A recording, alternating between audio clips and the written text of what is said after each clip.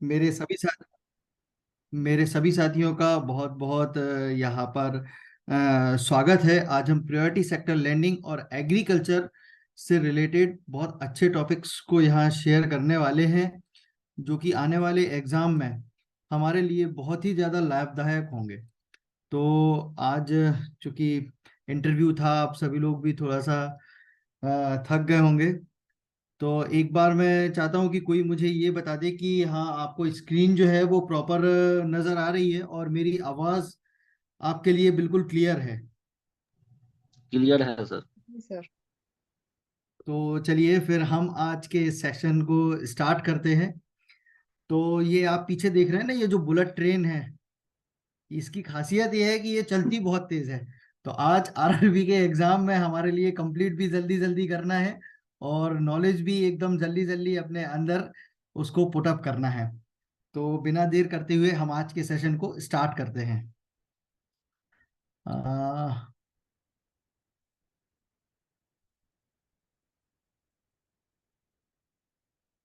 तो पहला क्वेश्चन आपके सामने है।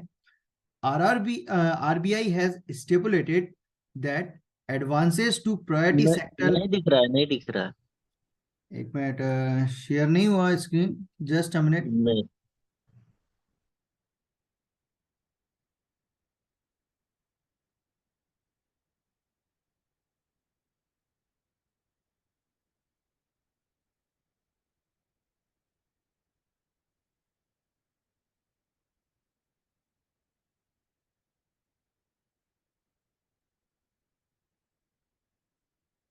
अभी स्क्रीन शेयरिंग हुआ?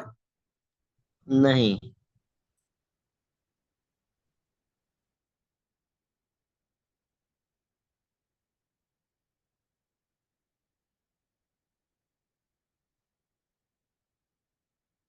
Recording in progress.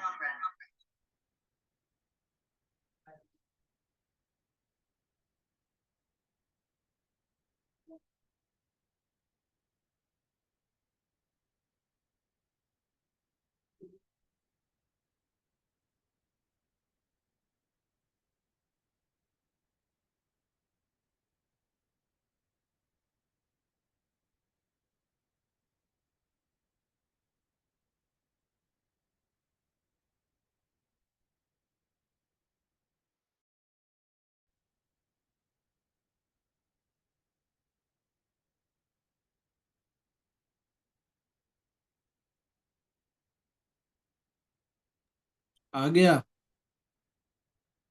चलिए, यस। तो पहला क्वेश्चन है, इसमें तो आंसर भी आ गया साथ में। चलिए, कोई बात नहीं। RBI has stipulated that advances to priority sector. Anurag, इसको ना आपने बेसिक में आप शेयर करिए, बेसिक में साझा करिए। आपने जो शेयरिंग किया है ना, हाँ हाँ। ये एडवांस में शेयरिंग किए है। Yes sir. नहीं, इसको स्टॉप कर लीजिए स्क्रीन शेयरिंग को, और इसको बेसिक मोड में शेयरिंग करिए, शेयर विद बेसिक मोड। और फिर नेक्स्ट बटन करेंगे तब वो इनको अच्छा लगेगा, क्योंकि आंसर नेक्स्ट में आएगा। वही चाहते हैं, उद्देश्य भी वही है। अब बेसिक मोड, हाँ यस, ये बेसिक मोड है। यस, ये सही है। फिर नेक्स्ट बटन लगाओगे तो नेक्स्ट है। ठीक है, okay, go yes. Ahead. RBI has stipulated that advances to priority sectors should be from what percentage of adjusted net bank credit of previous year? ANBC credit का क्या परसेंटेज है जो कि आरबीआई ने स्टिपुलेट किया है एडवांसेस के लिए, हमारे प्रायोरिटी सेक्टर लैंडिंग्स के लिए? तो आप लोगों को फटाफट बताना है कि इसका आंसर क्या है। चैट सेक्शन में भी बता सकते हैं इसका आंसर क्या होगा। यस, प्रिय प्रिय झा जी ने ए बताया, 40%। तो ये तो हमारे लिए भूलने वाला क्वेश्चन नहीं है कि एएनबी का क्या परसेंटेज एडवांसेस के रूप में हमें प्रायोरिटी सेक्टर लेंडिंग में देना है। तो चलिए, आंसर बहुत लोगों ने देख भी लिया था। इसका करेक्ट आंसर जो है वो 40% है। Next question.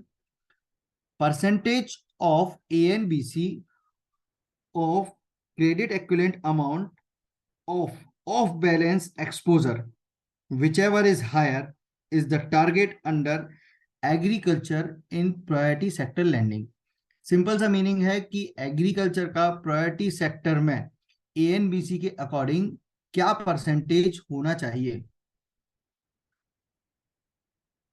Yes, answer Somdatt जी ने सी, विजय रजक जी सी, मनु कुमारी जी सी, 18%। अच्छा, प्रमोद जी ने डायरेक्ट आंसर ही दिया हुआ है। वीरेंद्र कुमार जी भी सी। सभी लोग सी के जहाँ जा रहे हैं, इसका मतलब ये है कि ये एग्रीकल्चर के हिसाब से सी इसका करेक्ट आंसर ही होना चाहिए। देखते हैं क्या है नेक्स्ट आंसर। तो यस, इट इज सी, 18%। जिन लोगों ने भी सही आंसर दिया है, मतलब जबरदस्त आप लोगों की तैयारी है, बहुत शानदार।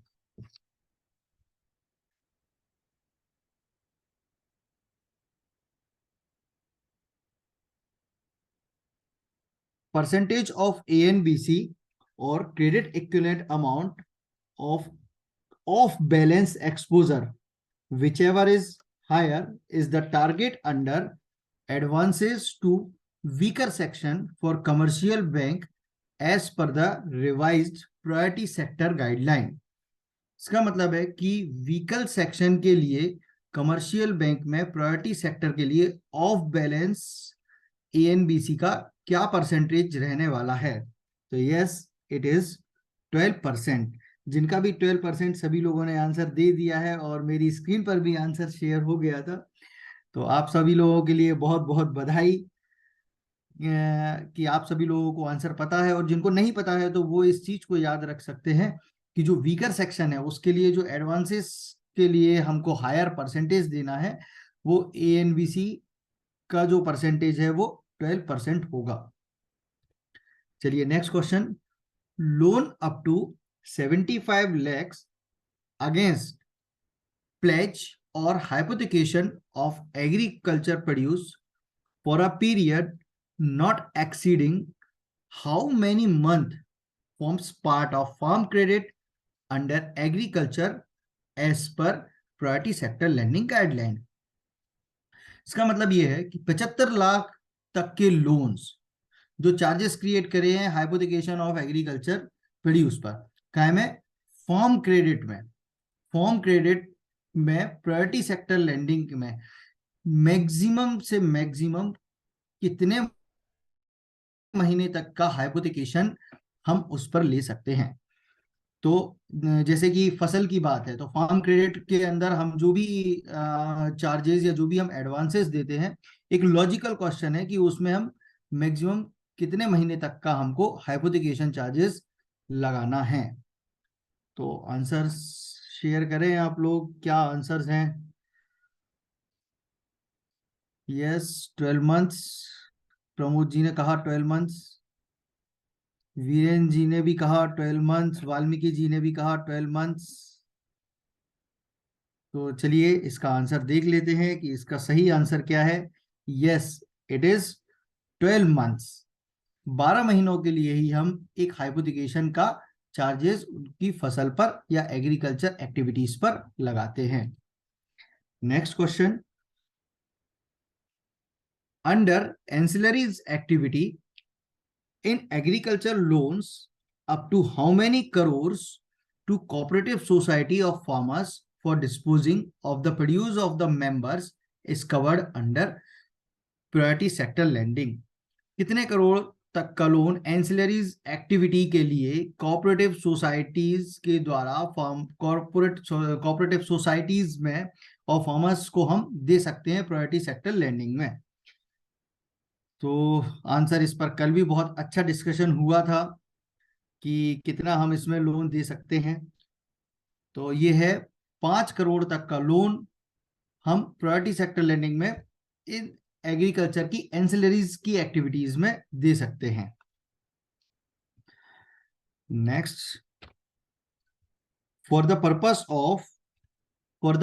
Of computation of achievements of the sub target in agriculture, small and marginal farmers includes farmers with the land holding of up to 1 hectare is called as dash farmers। तो इसका मतलब ये है कि जो भी जिस भी फार्मर के पास 1 हेक्टेयर की लैंड है उसका कैटेगराइजेशन क्या होगा। ऐसा फार्मर जिसके पास 1 हेक्टेयर की लैंड है उसका कैटेगराइजेशन क्या होगा। यस, जितेंद्र कुमार जी ने भी ए दिया, श्रीदेवी जी ने भी ए, प्रमोद जी ने तो लिख के ही बता दिया कि यस मार्जिनल ही होगा, मनु कुमारी जी ए, वीरेंद्र कुमार जी, ये सभी का ए है। तो इसका एक जनरल इंफॉर्मेशन, 1 हेक्टेयर में 2.5 एकड़ की जमीन आती है, और जो भी 1 हेक्टेयर होता है up to 1 hectare, it is up to 1 hectare it is marginal farmers. तो सभी का बहुत सही आंसर है, yes it is marginal farmers. Next question, loan to individual for education purpose including vocational courses up to how much lakhs respect of the sanction amount will be considered as eligible for priority sector। Simple सी बात है कि education loan के बारे में बात कर रहा है, चाहे वो वोकेशनल ट्रेनिंग हो या किसी कॉलेज में प्रोफेशनल वो एजुकेशनल लोन ले रहा हो। तो irrespective of the sanction amount, maximum कितना अमाउंट एलिजिबल होगा जो कि प्रायोरिटी सेक्टर में आएगा। How much lakhs, how much of lakhs. Manu Kumari ji B, Tuneshwar Yadav ji B, Tuneshwar Yadav ji C, Somdutt ji B,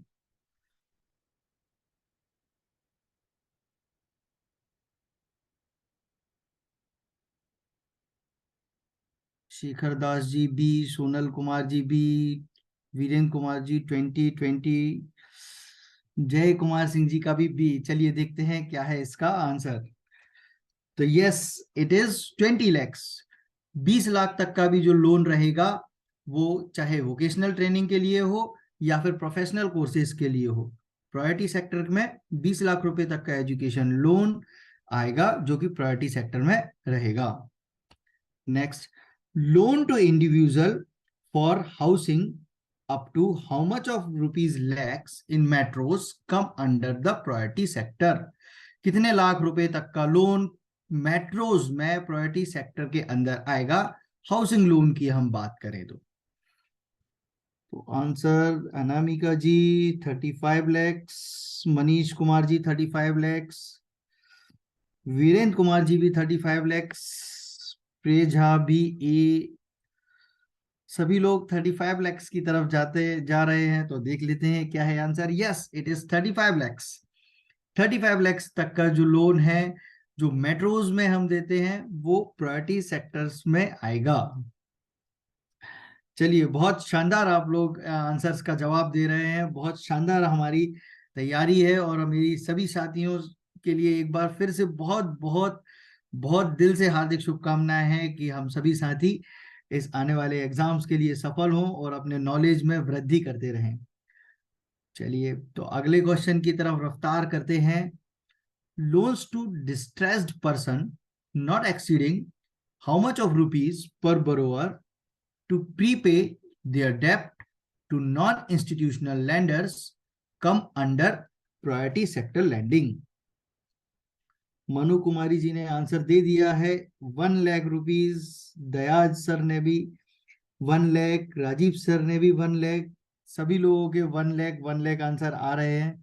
तो बिना देर करते हुए हम आंसर देखते हैं। Yes it is 1 lakh rupees. Under weaker section loans to the individual woman beneficiary up to how much rupees lakhs per borrower forms part of priority sector lending। कितने लाख तक का लोन एक वुमन बेनिफिशियरी के लिए हम दे सकते हैं वीकर सेक्शन के अंदर, जो कि प्रायोरिटी सेक्टर के अंदर प्रायोरिटी सेक्टर लेंडिंग में आना चाहिए। दया सर 1 लाख, अनिल कुमार यादव सर भी 1 लाख, शेखर दास सर भी 1 लाख की तरफ जा रहे हैं, सोनल कुमार जी भी 1 लाख की तरफ जा रहे हैं, सभी लोग 1 लाख की तरफ जा रहे हैं। तो आंसर भी 1 लाख की तरफ ही जाएगा। Yes it is 1 lakh rupees. Next, as per the KCC scheme, KCC Kisan credit card, a maximum amount of rupees, how much can be sanctioned as collateral free loans? ये तो कोई सपने में भी अगर इसका आंसर पूछ लेगा ना, तो हमारे सभी साथी इसका सपने में भी सही आंसर देंगे। यस, नारायण जी 1 लाख, देवरत्ता जी भी 1.6 लाख, शेखर दास जी भी 1.6 लाख। सभी लोग सी की तरफ जा रहे हैं। इसका आंसर तो सर ने इतने अच्छे से पढ़ाया है कि कोई भूल ही नहीं सकता। सपने में भी कोई पूछ ले ना, तो हम लोग भूल नहीं सकते कि ये 1.6 लाख है। चलिए ठीक है, आंसर फिर भी देख लेते हैं। Yes, it is 1.6 lakh. As per the KCC scheme, there is no processing fees up to how much of rupees? कितने लाख रुपए तक के केसीसी में कोई भी प्रोसेसिंग फीस नहीं लगनी है। There is no processing fees as per the KCC scheme. Vijay Rajak ji 1.6, Saurabh Kumar ji A, Manu Kumari ji भी A, Virendra sir A, and I think सभी लोगों का इतने फास्ट फास्ट आंसर आ रहा है। नारायण जी भी, नारायण जी 3 लाख, सोनल कुमारी जी बी। चलिए आंसर देख लेते हैं कि इसका सही आंसर क्या है। तो सही आंसर है इसका 3 लाख। बिल्कुल सही आंसर है। केसीसी स्कीम में कोई 3 लाख तक के लोन के लिए कोई भी इसमें प्रोसेसिंग फीस नहीं लगती है। और 3 लाख की अगर बात आई है, तो जो हम सबवेंशन देते हैं, जो केसीसी में सबवेंशन दिया जाता है, वो भी अप टू 3 लाख ही सबवेंशन दिया जाता है। तो इसमें 2 पॉइंट हो गए। एक तो प्रोसेसिंग फीस भी निल है, और साथ साथ 3 लाख तक का अगर केसीसी लोन है तो उसमें सबवेंशन भी मिलेगा। तो सबवेंशन के लिए भी वो अकाउंट एलिजिबल होगा। Next, KCC facility to animal husbandry and fisheries farmers is available in the form of. जो केसीसी फैसिलिटी हम एनिमल हस्बेंड्री और फिशरीज के फार्मर्स के लिए देते हैं, वो किस फॉर्म में अवेलेबल है? टर्म लोन के फॉर्म में अवेलेबल है, या वर्किंग कैपिटल के फॉर्म में अवेलेबल है, या दोनों के फॉर्म में अवेलेबल है, या किसी भी फॉर्म में अवेलेबल नहीं है?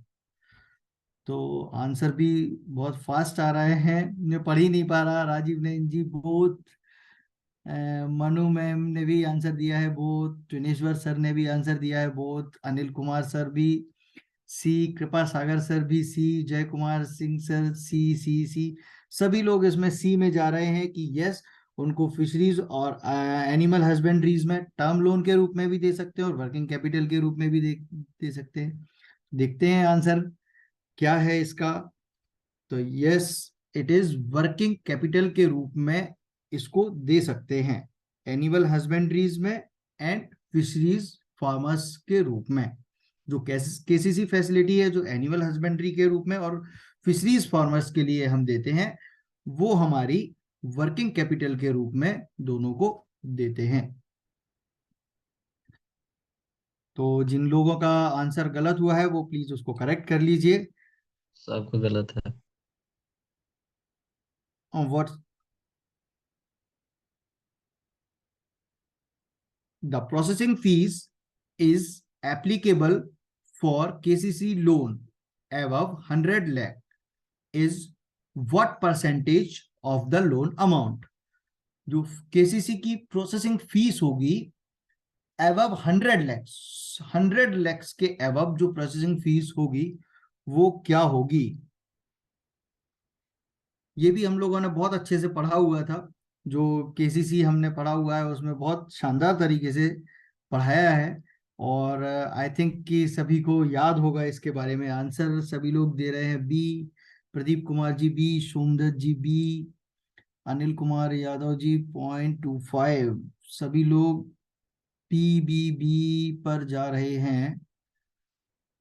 चलिए आंसर देख लेते हैं, मुझे कंफ्यूजन है, बी तो नहीं, देखते हैं क्या आंसर होगा। Yes, it is 0.2%. The processing fees applicable for the KCC loan above 100 lakh is 0.2% of the total loan amount. Is the total loan amount.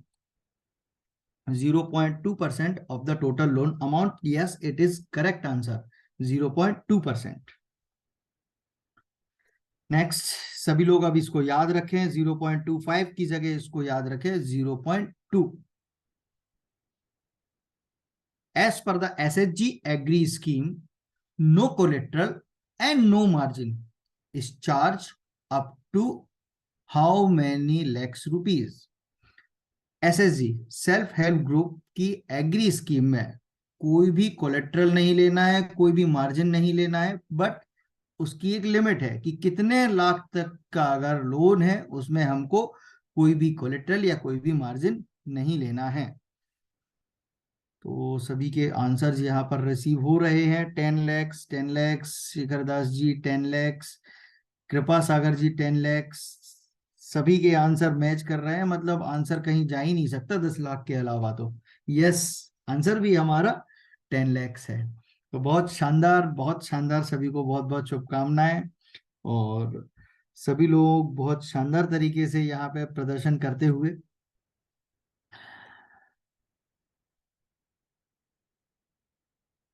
As per the SHG agree scheme, with respect to the audit of SHG books of the account, the same need not to be insisted for loan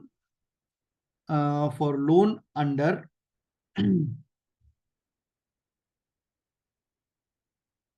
SHG agri scheme के तहत जो audit होगा SHG book का, the same need to be instated for the loan under NRLM में या NULM में या both A and B में.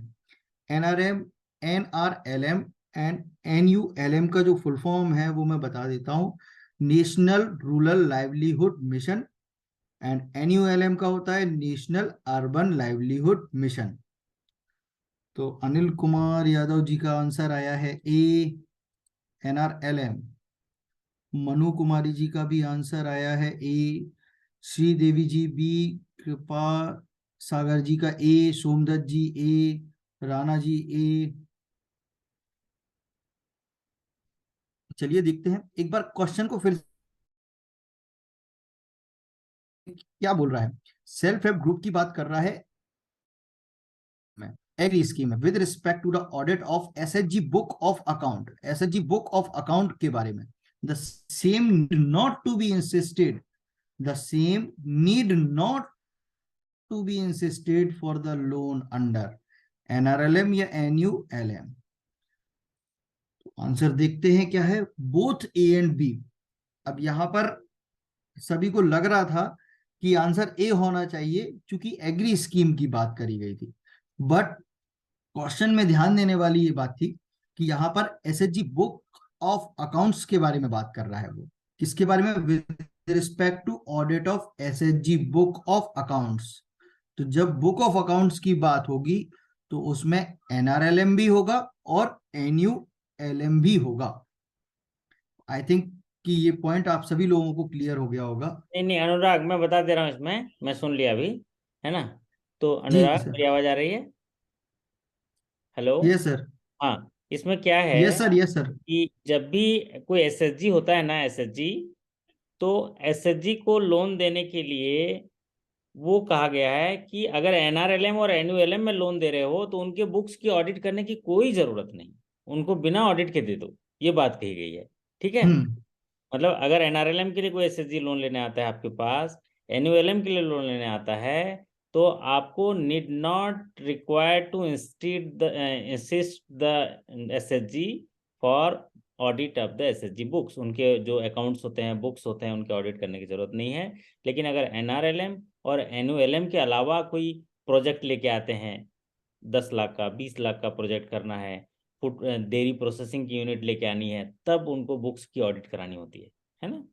ये बात क्लियर है? अब सभी साथियों को क्लियर हो गया होगा, है ना Anurag? Yes sir. Yes sir. Yes sir. आप समझ गए ना कि यस सर. जो भी SHG अगर हमारे NRLM और NULM के लिए लोन लेने आएगा तो हम उसके SHG बुक का ऑडिट नहीं कराएंगे. भैया हल्का से देख लिए, सही है, हिसाब मिल रहा है, दे दो लोन, ठीक. क्योंकि ये एकदम महत्वाकांक्षी योजना है नाबार्ड का और देश का. लेकिन NRLM और NULM के अलावा अगर कोई लोन लेने आता है तो ऑडिट की जरूरत है. ये बात कही गई है. Okay, go ahead. गुड, जी वेरी जी गुड। सर, जी सर। अब अच्छा बहुत पढ़ा बहुत रहे हो। धन्यवाद सर, आपने हम लोगों का ये मार्गदर्शन करते हुए एक कॉन्सेप्ट को बिल्कुल क्लिस्टर क्लियर कर दिया है कि हमें यहाँ पर ऑडिट की आवश्यकता नहीं है जब एसएचजी एग्री स्कीम है और एनआरएलएम और एनयूएलएम है। तो चलिए next, for poultry advance unit should be inspected at least once in how many period, monthly, quarter, fortnightly या हाफ ईयरली। जो पोल्ट्री एडवांस हम देते हैं तो हमें यूनिट को इंस्पेक्शन करने की इन यूनिट इंस्पेक्शन करने की आवश्यकता कब कब होती है, मंथली, क्वार्टरली, फोर्टनाइटली या हाफ ईयरली। तो श्रीदेवी जी क्वार्टरली, प्रमोद सर सी, सौरभ सर सी, मनीष कुमार जी ने भी सी। तो आंसर मिक्स आ रहे हैं हमारे पास, पर फिर भी सी सब मोस्टली लोगों के आंसर आ रहे हैं। राजीव नयन सर भी सी। तो इसका आंसर देख लेते हैं कि इसका सही आंसर क्या है।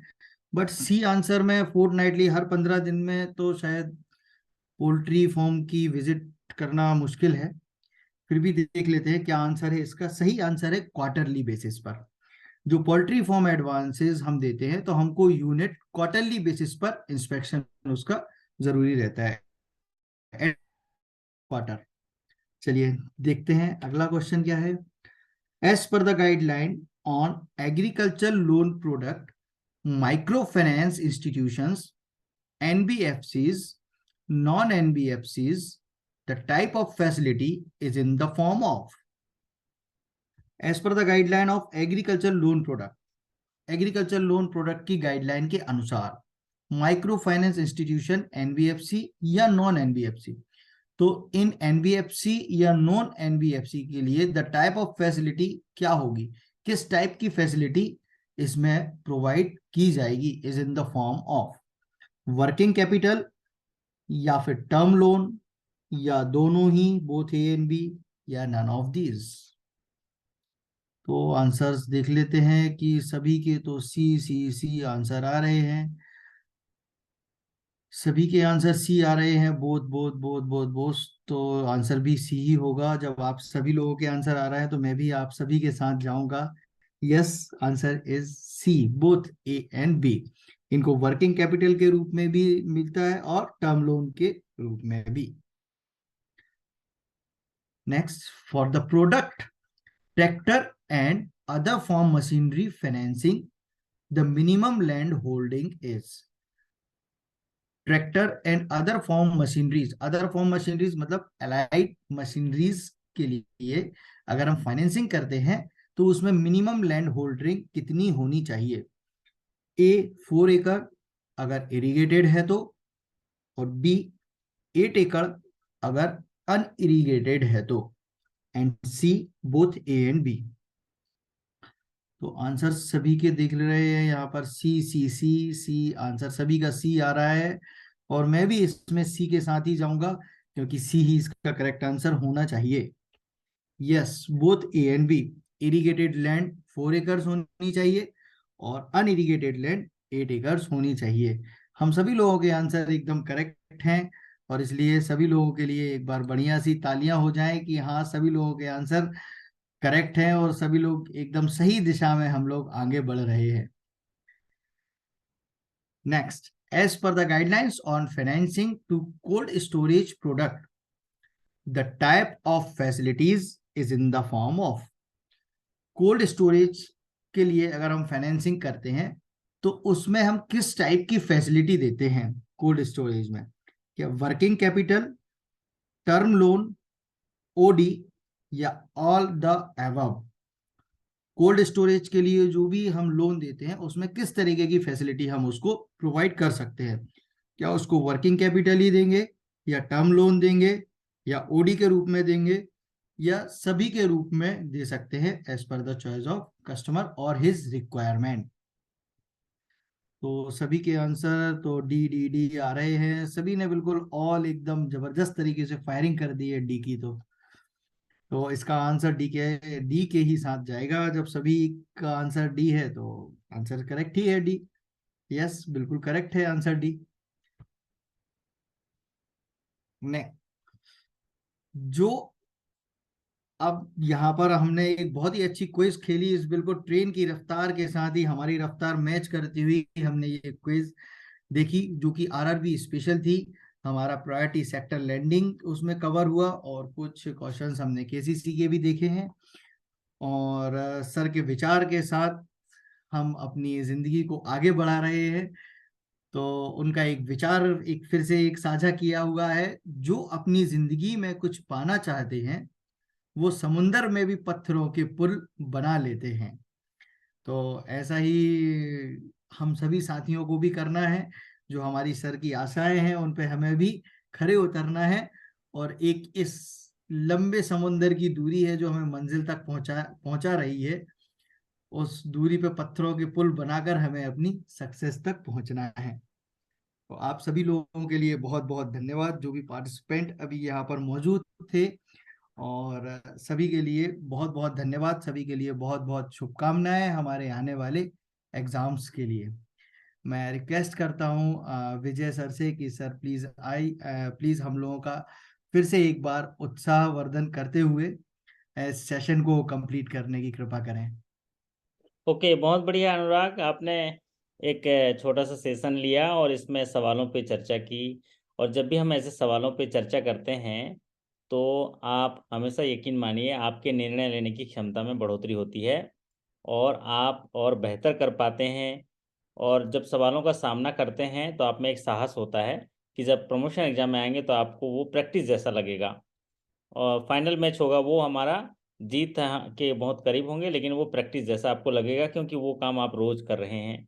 तो अनुराग जी ने बहुत अच्छा यहाँ पर एक सेशन किया, और ऐसे बहुत सारे सेशन हमारे पास तैयार हैं। आप लोगों को डेली सेशन मिलेंगे। कल का दिन आप जो है, कल भी एक मॉक टेस्ट ही करेंगे। कल कोई सेशन नहीं होगा, जो लर्निंग सेशन नहीं होगा। एक दिन रेस्ट भी जरूरी है जीवन में। कि उनसे कहिए कि एक दिन की छुट्टी दे मुझे, उनसे कहिए कि एक दिन की छुट्टी दे मुझे, क्योंकि हमारे हिस्से में भी एतवार होता है ना। हमारे हिस्से में भी एतवार होता है और उसको हिंदी में इतवार कहते हैं। क्या कहते हैं? इतवार कहते हैं। तो कल का दिन अपने स्वास्थ्य का ख्याल रखिए, अपने मन को प्रसन्न रखिए, और समय मिलते ही थोड़ा सा पढ़ लीजिए। तो अनुराग जी हैं चले गए? तो यस सर, अनुराग होना। जी, यस हाँ, सर, यस सर। कितना बढ़िया यहाँ पर वो कोटेशन पढ़ा कि अगर आपके अंदर हौसला है तो तमाम चुनौती के बाद भी आप उस पर पत्थरों के पुल बना लेते हैं। और आप जब भी बाहर जाते हैं ना तो बहुत ऐसे कम लोग मिलते हैं जो आपको प्रोत्साहित करने वाले हों। आप जाइए, है ना, विजय रजक जी बाहर जाएंगे तो बोलेंगे अरे क्या है, क्या ही पढ़ रहा है, रात दिन पढ़ रहा है, कौन सा पास हो जाएगा। क्या बोलेगा? है रात दिन पढ़ते रहता है, जब भी रहता है पढ़ते रहता है, क्या ही होना है वो, जब होना होगा तो ऐसे हो जाएगा, नहीं होना होगा तो नहीं होगा, पढ़ता रहता है। मतलब आप सोचिए, अगर बाहर जाएंगे ना तो 95% अगर आप लोगों से मिलेंगे तो कहीं ना कहीं आपको वो पॉजिटिवनेस नहीं दिखेगा। केवल 5% लोग हैं जो पॉजिटिव तरीके से आपको प्रोत्साहित करेंगे। और जब भी कोई आपको पॉजिटिव तरीके से प्रोत्साहित करता है तो आपके अंदर एक पॉजिटिव सेल्स पैदा होते हैं जो आपको सफलता के करीब ले जाते हैं। तो इसलिए मैं अभी साथियों को मैं ये हौसला अफजाई करना चाहता हूँ कि उसने फेंके पत्थर मुझ पर, उसने फेंके पत्थर पत्थर मुझ पर, मैं पानी की तरह और ऊंचा और ऊंचा और ऊंचा उठ गया। और सारी बिरादरी ने जो फेंके मुझ पर पत्थर बेहिसाब, हमने उनको इकट्ठा करके अपना घर बना लिया। है, वाह वाह वाह वाह, वाह करिए वाह, विजय जी। बहुत क्या शानदार बोला? सर। कि उसने फेंके मुझ पे पत्थर। जब आपके ऊपर कोई पत्थर फेंकता है ना तो आप शांत रहिए, क्योंकि पानी में पत्थर फेंकेंगे तो पत्थर नीचे जाता है, पानी ऊपर जाता है। उसने फेंके पत्थर मुझ पर, मैं पानी की तरह और ऊंचा और ऊंचा और ऊंचा उठ गया। और सारी बिरादरी ने जो फेंके मुझ पे पत्थर बेहिसाब, हमने उनको इकट्ठा करके अपना घर बना लिया। तो फेंकने दो पत्थर, हम सीमेंट बालू लाएंगे, घर बना लेंगे। तो कहने का तात्पर्य है कि हम यहाँ पर रोज इकट्ठा होते हैं अपने जीवन का घर बनाने के लिए, अपना चरित्र निर्माण करने के लिए, और हमें अपनी जो कार्य साधक ज्ञान ले रहे हैं उसकी उपयोगिता साबित करने के लिए। तो इसमें हम लोग जरूर सफल होंगे। आप सभी के अच्छे कार्य निष्पादन, बेहतर स्वास्थ्य और शानदार सफलता की कामना करते हुए आज का सेशन हम लोग समाप्त करते हैं। फिर सर मुलाकात एक बात करेंगे। कहना चाहता हूँ सर। आपका धन्यवाद जी अनुराग। अ, मैं जब मतलब लास्ट ईयर की बात बता रहा हूँ, जब मैंने मतलब ये सोचा था कि हाँ मुझे प्रमोशन लेना है, तो उस टाइम पे हमारे यहाँ एमसीक्यूज आते थे, मतलब एक छोटी सी बुकलेट आती थी, उसको पढ़ के और सभी लोग उसी उसी को पढ़ते थे, बस पढ़ के आंसर देते, मतलब रट्टा मारते थे, सीधी बात है। ओके। तो मैंने शायद एक बार आपसे चर्चा करी थी, तो आपने बोला कि नहीं तुम पढ़ा करो। तब से मैंने पढ़ना स्टार्ट कर दिया। मैं हर एक कॉन्सेप्ट को, हर एक चीज को पढ़ता हूँ, अब उसको लॉजिकली कोरिलेट करता हूँ।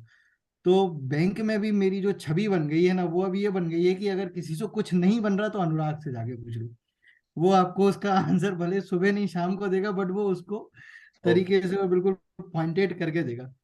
तो उससे आपसे जुड़ने के बाद मेरे अंदर ये जो मेरी छवि में जो परिवर्तन हुआ है, वो इस कारण से हुआ है कि अब मेरे लिए फैक्ट पढ़ने, मतलब जो क्वेश्चन या फैक्ट पढ़ने की आवश्यकता नहीं होती, मैं सीधा सीधा चीजें को पढ़ाई करता हूँ कि पूरा उसके अंदर कंटेंट क्या है। उस कंटेंट को पढ़ के उसको लॉजिकल समझते हैं कि बैंक ने ऐसा किया तो क्यों किया, यस। कस्टमर के हिसाब से उसमें क्या होना चाहिए।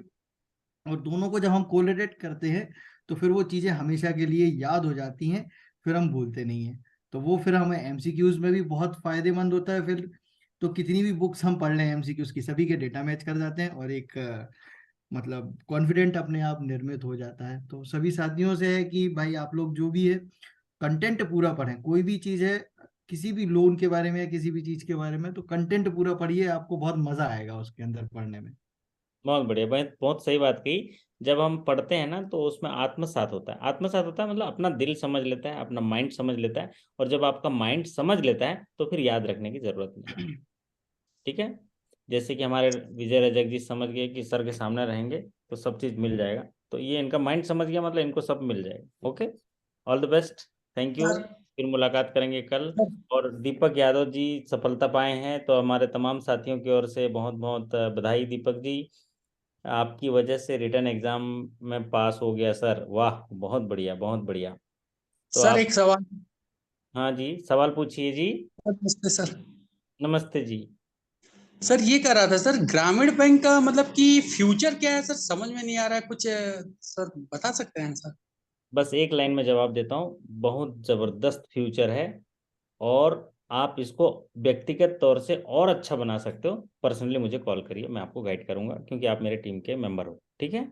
Okay sir, thank you sir. Future ग्रामीण बैंक का बहुत अच्छा है, लेकिन आपका व्यक्तिगत फ्यूचर उससे भी अच्छा हो सकता है। उसके लिए आप पर्सनली बात करिएगा, कुछ चीज़ें मैं आपको जानूंगा, फिर आपको सजेशन दूंगा। ठीक है। Okay okay sir, thank you sir. Thank you, all the best. आप सभी ओके सर। शानदार रहें, जबरदस्त रहें। इसी कड़ी के साथ हम इसी मैसेज के साथ हम आपसे विदा लेते हैं। फिर मुलाकात करेंगे कल। Thank you so much, good night. Good night sir. Thank you sir, good night sir. Good night, thank you sir. Sir. Good night sir. Good night.